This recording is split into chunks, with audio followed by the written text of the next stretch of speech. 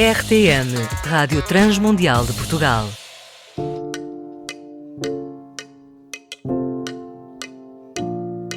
Sejam muito bem-vindos ao segundo episódio desta série de literatura fantástica. Hoje avançamos com o segundo livro das Crónicas de Nárnia, O Leão, a Feiticeira e o Guarda-Roupa. Estamos perante a história de 4 irmãos, Peter, Susan, Edmund e Lucy, que num contexto de Segunda Guerra Mundial são levados para a casa de um professor que mora no campo e que tem um guarda-roupa um tanto quanto inusitado. Mas eu não quero dar-vos já todas as informações sobre isso, pelo menos não sozinha. E é por isso mesmo que eu vos trago outra vez a nossa querida Noemi Nicoletti. Relembro os nossos ouvintes que a Noemi é escritora, tendo já lançado uma ficção juvenil de nome Sons de Ferrugem e Ecos de Borboleta, e já está em andamento para o outro lançamento. E eu sou Ana Margarida e começa agora mais um Entre Linhas.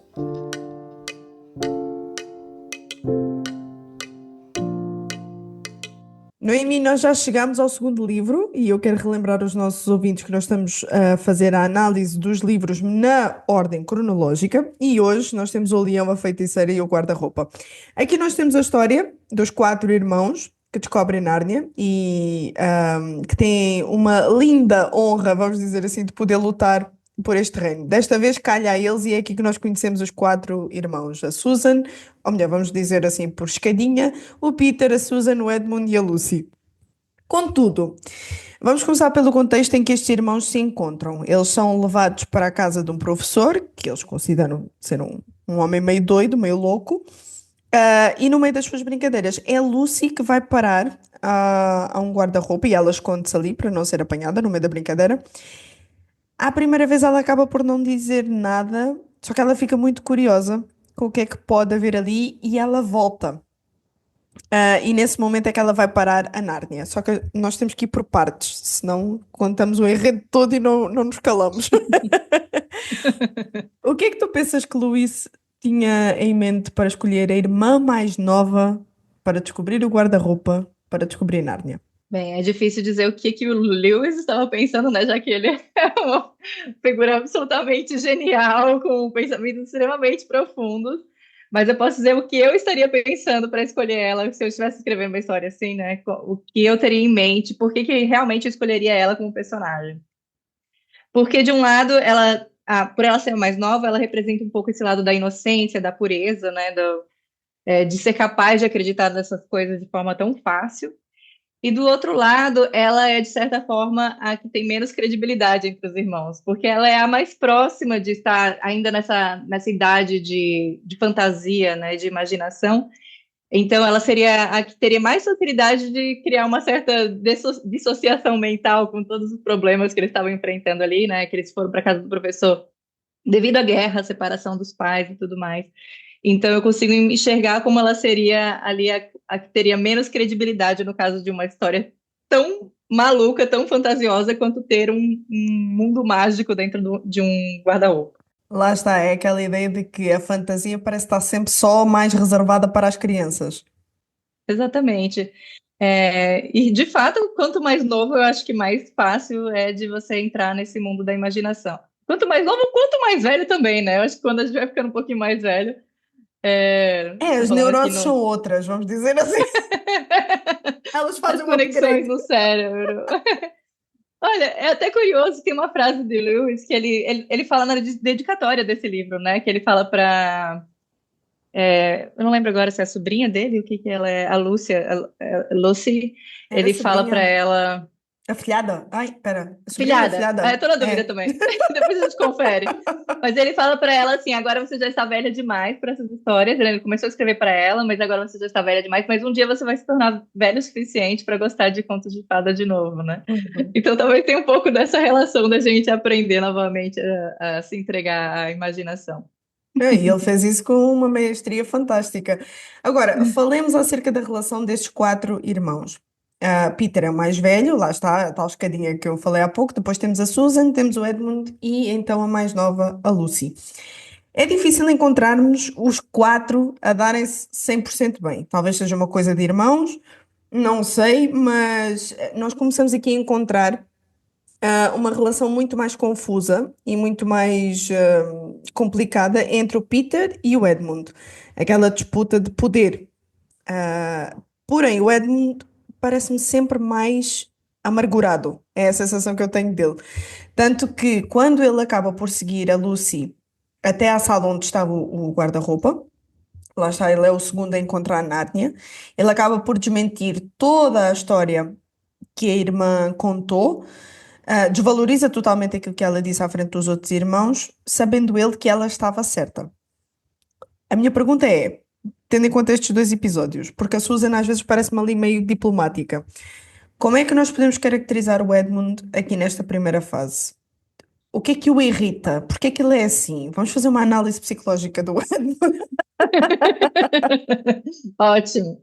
Não, é incrível porque o Lewis, ele realmente ele tem insights muito profundos a respeito da natureza humana através desses personagens. Eu fiquei bem admirada com isso. Eu já tinha te contado isso, que eu li esses livros, nossa, faz mais de 20 anos, é a primeira vez que eu li esses livros. Então, eu era uma adolescente. E, por acaso, quando eu fui chamada aqui, eu estava relendo esses livros com o meu filho de 5 anos agora. É um pouco cedo, mas ele é um pouquinho precoce na comunicação, então eu fui ali explicando Doses algumas coisas. homeopáticas não faz mal a ninguém. Exatamente. E eu estava relendo e agora enxergando muito mais coisa em relação a essa questão da natureza humana. Eu sou mãe de dois filhos, dois irmãos, né? São dois irmãos. Então eu já consigo entender um pouquinho mais essa dinâmica de dois irmãos que se amam, mas que têm problemas um com o outro, né? E me parece bem natural. E o Edmund, ele é uma figura muito interessante, porque ele revela também muita coisa a respeito da nossa natureza. E uma delas é o que eu chamaria, assim, vamos dizer, de uma cegueira ideológica, ou de uma paixão concentrada demais por uma certa coisa. E a gente vê muito isso acontecer, especialmente nas redes sociais, que revelam muito também a respeito da natureza humana, que as pessoas podem até, no fundo, enxergar que o outro está certo, mas o outro tem uma outra posição, seja política, seja religiosa, seja de qualquer outro sentido. Tem alguma coisa nele que vai muito contra aquilo que você está apaixonado, ou que você realmente acredita. Então você consegue, você tem uma tendência a não ceder esse ponto, ou a não admitir, porque você acha que se você admitir naquele ponto, você vai estar errado naquela outra, naquele seu outro ponto de vista também. Ou então vais dar aquela Então, imagem de fraco, né? Ninguém está disposto a dar a imagem de fraco. exatamente. Também tem isso. E então gera um certo radicalismo. Nossa, o Edmund é aquele que se tornou radical, foi radicalizado para um ponto, para um ponto que, no caso, ele estava bem equivocado, né? Que é a questão de ele acreditar que a feiticeira talvez fosse de fato boa. Embora o Lewis chegue a falar que, no fundo, ele tem uma coisa que ele pensa que pode ser que não, que ele enxerga que provavelmente não, mas a oferta que é feita a ele é tão tentadora, né? A gente ainda não falou sobre isso, mas a gente vai falar. Aquilo que é oferecido a ele é tão grandioso, é bom demais para ser verdade, que ele quer que seja verdade. E, enfim, e aí ele se torna cego ideologicamente, vamos dizer assim. Ele sabe que ele está errado, mas ele não quer conceder todos os pontos e por isso ele acaba distorcendo a verdade ali naquele ponto. E eu acho curioso, não está aqui na próxima pergunta, mas agora fui levada a pensar nisso, que é o facto de que, lá está, ele no fundo tinha ali uma noção de que isto não está certo, mas eu estou a ser aliciado a.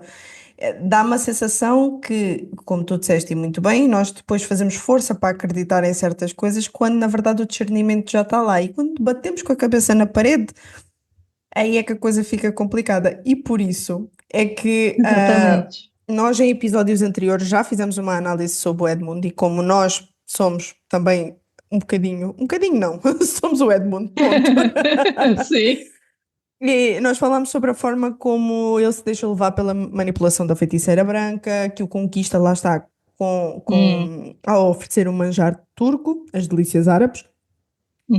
Mas agora a pergunta que eu faço é, não tanto analisando o facto de ele ter se deixado manipular e ter querido acreditar naquilo, Mas tu consegues encontrar algumas semelhanças, por exemplo, quando nós vamos ler a Bíblia e nós encontramos a história de Esaú e Jacó, o famoso prato de lentilhas, porque até mesmo quem não é cristão tem essa história no seu, entre aspas, eu não acredito que eu vou dizer isto, mas é a melhor forma de eu explicar, no seu folclore. Sim. Porque Esaú também já tinha certeza da sua primogenitura. A questão é que Edmund aqui ainda nem sequer sabia que iria ser um rei de Nárnia. De que modo é que Uhum. nós podemos encontrar pontos em comum? E como é que tu consegues ver estes dois? Porque Esaú já era o primogênito e ele deliberadamente deu a sua primogenitura porque estava com fome.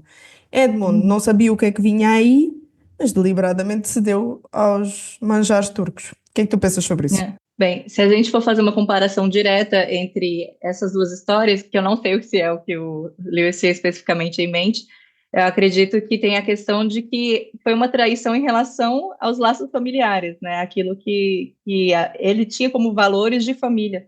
Então, o Esaú ele também estava ciente de que ele estava fazendo ali algo errado, assim como Edmund, mesmo que ele não soubesse do reinado, ele sabia que existia algo mais forte que o unia, que era a família, e ele acaba por, eu não sei se eu já posso falar sobre isso, para trair ali os valores e trair a família com base naquilo que é oferecido a ele, né? Mas tem diversas histórias na Bíblia que a gente poderia fazer essa relação, né? Mesmo a questão da tentação de Jesus no deserto, que muitas pessoas conhecem também, né? Como é oferecido reinos a ele, em troca de que ele se curvasse, se rendesse e jurasse a lealdade dele a Satanás, né? Assim como a feiticeira branca faz. Na verdade, se a gente for olhar, todo pecado nos oferece, nos promete algo que é falso. E em vez disso, ele faz o contrário, né? Ele nos deixa mais longe daquilo que nós já temos por garantia na nossa vida. Então, isso é algo interessante de perceber, porque tudo que é tentador, toda tentação é uma grande mentira. Toda tentação, ela está nos prometendo, no fundo, algo que não é duradouro e que não é verdadeiro e que não vai nos satisfazer plenamente. E na verdade somos todos o Edmund, porque no fundo nós sabemos que aquilo não está certo. A verdade, Exatamente, a questão é que exatamente. está aí, é que ninguém tem desculpa. É. Mas aquele gostinho de manjatu. Uma vez eu lembro que nós gravámos sobre isso, sobre o Edmund, e foi até a Gabi Saltier que fez o episódio, e ela disse assim: Eu não sei se vocês já provaram, mas aquilo é horrível, sabe mal. Realmente, Eu não tem acredito que como. o Lewis tinha alguma memória afetiva da do doce, sabe? Ele comeu quando era criança e tem uma Trauma de lembrança infância. assim. Quando ele. Não, trauma não, eu diria assim, que em algum momento ele comeu quando ele estava com muita fome na infância, ou ele associou com um carinho da mãe. Alguma associação positiva ele tinha ali, porque não é possível. O nosso paladar nos engana com as associações Sem dúvida afetivas. alguma. Se calhar provou quando era mais velho, e disse, afinal não era assim grande É. coisa. Eu já li uma vez também falando que, na verdade, é porque na época que ele escreveu esse livro, esse era um doce que é muito popular, assim, que as pessoas estavam. que era um objeto de cobiça das crianças, vamos assim dizer. Olha, Então, ele. se isso for verdade, então explica muita coisa. É, eu acho que seria como se eu fosse contar essa história para os meus filhos e falasse, ela ofereceu um chocolatinho, que no momento é a É grande um obsessão Toblerone. do mais. Só assim, um Um Toblerone. Toblerone. Então, ofereceu um Tobleronezinho ali. Ele, que delícia. Olha, nós Eles já temos. aceitariam também, provavelmente. Com certeza, meu Deus. Ai, olha, pronto, e nem vamos deixar a conversa descambar. Se eu começo a falar de chocolate, eu não me calo. Nós já temos então o guarda-roupa, já temos a feiticeira. Falemos agora do leão. Quem é? Qual é que é o seu papel? Como é que ele se apresenta? E quem é que ele representa? O Leão, na verdade, é um dos grandes motivos que eu sou uma grande defensora de que esse livro deveria ser lido primeiro, mas isso é assunto para outro dia. Porque a forma que o Lewis apresenta o Leão é muito interessante. Essa figura, ele fala assim, né? Para as pessoas de fora de Nárnia, é difícil imaginar que uma coisa seja boa e terrível ao mesmo tempo. Como é que pode ser boa e terrível, né? Essa figura extremamente poderosa e ao mesmo tempo tão bondosa que as crianças ao mesmo tempo sentem medo e ao mesmo tempo são extremamente atraídas por ele. E essa é uma figura que claramente ele não deixa dúvida, representa ali Jesus, né, nessa história. Enfim, é essa figura que no começo é enigmática, muito extremamente misteriosa, mas logo você percebe que é a figura que é o verdadeiro protagonista de toda a história e que você pode confiar nele e se submeter à vontade dele, que é o melhor. Sim, senhora. Só que agora temos aqui um problema. É que a feiticeira branca, ela continua, para além de querer o controle e o poder de sobre tudo, ela quer acabar com esse leão, o Aslan, né? Mesmo que isso signifique sacrificar alguém. E nós vemos então esta cena, talvez eu esteja a dar muitos pulos, e eu acho que isso é uma coisa que os nossos ouvintes vão reparar durante os episódios, é que nós temos que dar grandes pulos durante a trama. Nós vemos Aslan que toma o lugar de Edmund, que a certa altura do campeonato já se encontra muito arrependido de se ter virado contra os seus irmãos, de ter traído a família. Que sacrifício é este e o que é que te faz lembrar? Porque aqui não há margem para dúvidas do que é que Luís aqui estava a falar. Exatamente. A feiticeira, ela se refere ao que ela chama de magia profunda, que são regras que estabeleceram esse universo de Nárnia e que todo traidor pertence a ela. E Edmundo, então, por direito, mesmo que esteja arrependido, pertence a ela por ter cometido um ato de traição. E Aslan não contesta isso, porque, de fato, são as regras que regem o próprio universo ali. E o que ele faz é se oferecer no lugar de Edmund, né? No começo as crianças não sabem exatamente o que vai acontecer, só sabe que o Aslan está extremamente triste com o que foi combinado ali com a feiticeira, e ali há o momento então de derrota, né? Que ele se entrega às mãos da feiticeira, a tortura, a humilhação, é um momento extremamente triste, especialmente para quem não sabe o que vem a seguir. E o que lembra, eu esqueci de dizer o que lembra. Acho que até quem ouviu já fez todas as associações, mas com certeza são paralelos ao sacrifício de Jesus, né? O que ele fez por nós, de se entregar no nosso lugar, para que pudéssemos viver.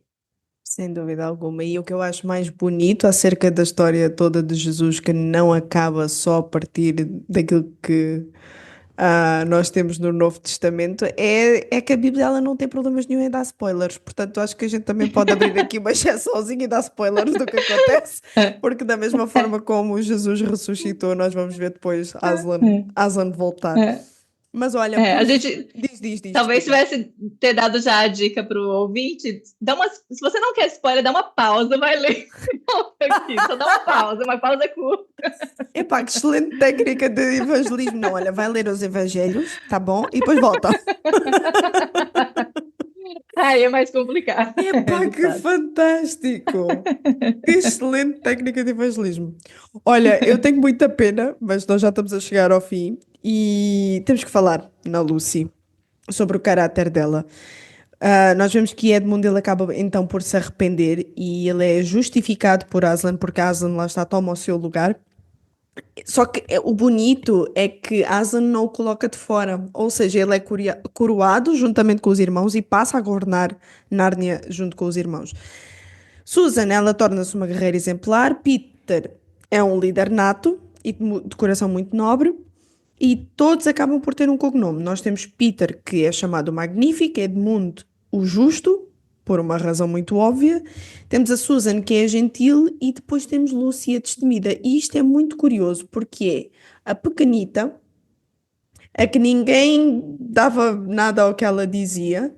Ah, de que modo é que tu entendes que a Lucy, que foi rápida a perdoar o seu irmão, que foi a que descobriu Nárnia, foi a que teve com Aslan até ao fim, e desde muito cedo sempre teve aquela proximidade com Aslan. Como é que tu achas que não havia outra forma dela ter outro nome? Porque é tão simples, é tão pequenina, é tão frágil, é tão vulnerável e o nome que lhe é dado é a Destemida. O que é que tu achas que isso tem a ver com o seu caráter e com os episódios que nós vemos aqui neste livro?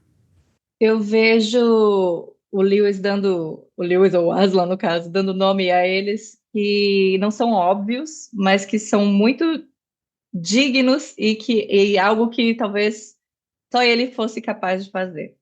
Por exemplo, quando ele dá o nome de Justo para o Edmund, é quase uma ironia, considerando que ele foi aquele que traiu. mas mostra o auge da redenção ali naquele momento. E a Lucy, sendo pequenina e frágil, é justamente o que a gente não esperaria, que ela fosse a destemida. Ela não é alguém que foi para as batalhas, inclusive ela foi impedida de ir à batalha. Mas ela, em todo o seu caráter, em tudo aquilo que ela foi, na sua jornada como personagem, como pessoa, ela foi demonstrando essas habilidades, essas características enfim, de sua personalidade. E foi concedida, então, a ela essa honra, e eu achei isso muito bonito, porque é algo realmente que a gente não esperaria enxergar numa pequena menina. E o que é que tu achas então? Que conselho é que tu darias do que nós podíamos adotar da Lucy? É uma coisa que eu, na verdade, é engraçado a gente falar sobre isso, eu tenho tentado adotar na minha vida. Porque eu estou numa fase que tenho 2 filhos pequenos, então eu estou em casa, e aí parece uma vida assim, pacata, né? Dona de casa, o que que acontece? Mas tem muitas situações nas nossas vidas que exigem que nós sejamos destemidos ali dentro dessa bolha de ser da vida pacata, vamos dizer assim. Nós não estamos num campo de batalha, mas exige coragem ser correto, exige coragem falar a verdade, exige coragem sacrificar o nosso eu em prol dos outros, exige coragem, por exemplo, é muito detalhe do livro, eu acho que eu vou deixar para o leitor, mas existe uma situação ali que a Lucy precisou realmente sacrificar a própria vontade dela, numa situação que parecia até injusto contra a Lucy, eu fiquei coitadinha da Lucy, mas ela precisou em prol dos outros, e tudo isso exige coragem, então é sensato que ela seja destemida, e é assim que nós somos destemidos também, não é só diante da batalha, não é só diante do perigo evidente, mas nas decisões que nós tomamos no nosso dia a dia. Vamos ser todos Lucy a destemida.